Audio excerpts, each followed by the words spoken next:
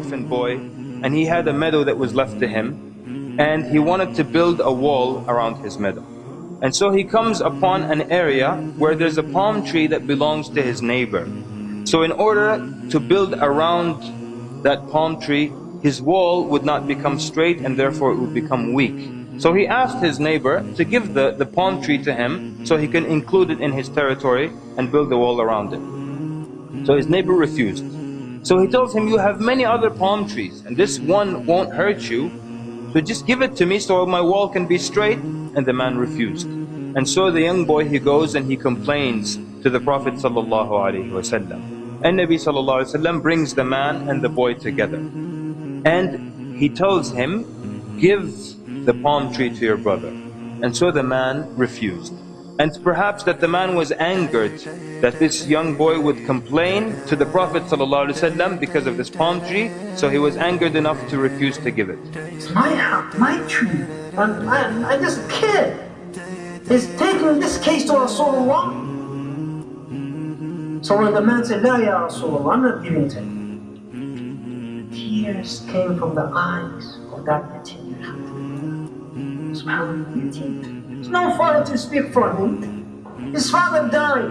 Rasulullah cannot use his authority over this man because this is haqq. Give the palm tree to your brother, وَلَكَ الْجَنَّةِ, and you will have al-Jannah, you will have paradise.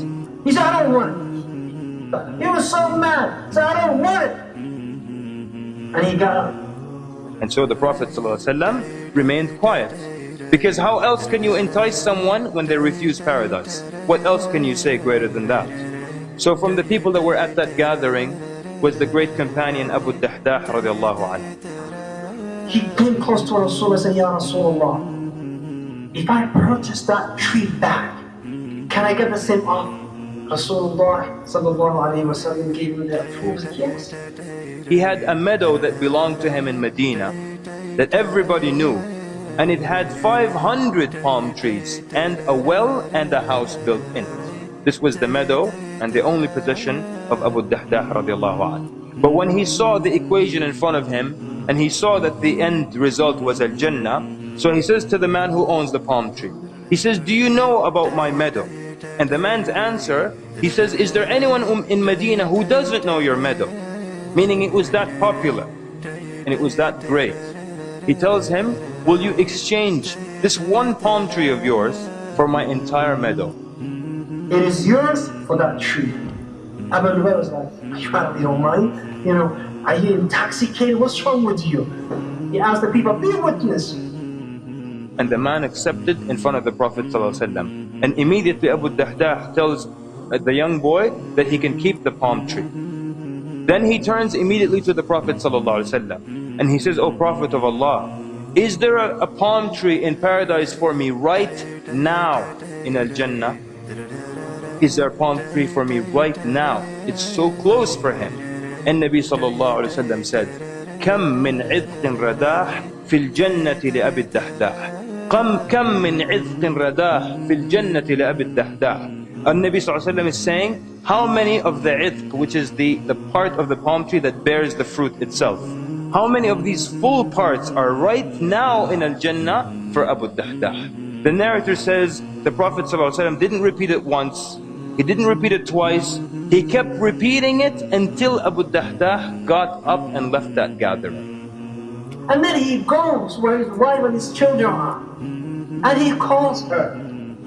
قال يا أم الدحداح, outside, he didn't even go in. He says, يا أم الدحداح. And she says, لبيك. He says, come out of the meadow. She says, come out of the meadow. Why is that? He says, I have sold it for a palm tree in paradise. And no doubt, brothers and sisters, if you have a palm tree in paradise, then no doubt you will be in paradise as well. So when he tells her that, what does she say? Does she complain about where they're going to live? Does she complain about the provision or the money that they have lost? Does she even ask for the details of which palm tree and how did you exchange 500 for one? She says, Allahu Akbar, Rabiha al-bay'u ya Abu Dahdah. She said, Allahu Akbar, what a prosperous sale ya Abu Dahdah. And then she began to take the children out of the meadow. And she began to search their pockets, and she would take out all the dates that they had in their pockets, and she would say, this is not for us, this is for Allah subhanahu wa ta'ala. So brothers and sisters, this is how the righteous before us felt that paradise was close. This is how they sacrificed anything in order to do something for the sake of Allah. But Abu Dahdah radiallahu anhu was not satisfied with the thing that he gave.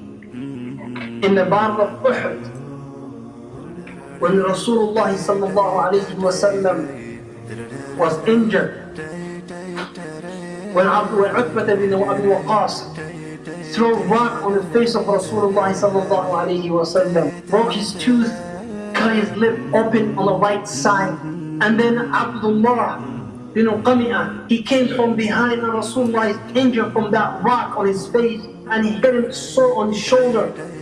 And then Abdullah bin Shihab al-Zuhri, he hit the head of Rasulullah and his head was open and the blood was gushing from the head of Rasulullah sallallahu alayhi wa sallam.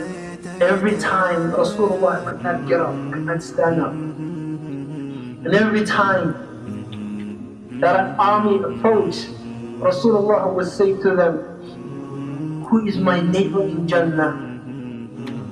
And stop his speech. Until all of them were killed. Rasulullah sallallahu alayhi wa sallam, after the battle was over, and he started turning and searching for the people who were killed. And who did he find in Ikhwati? He found Abu Dahdah killed.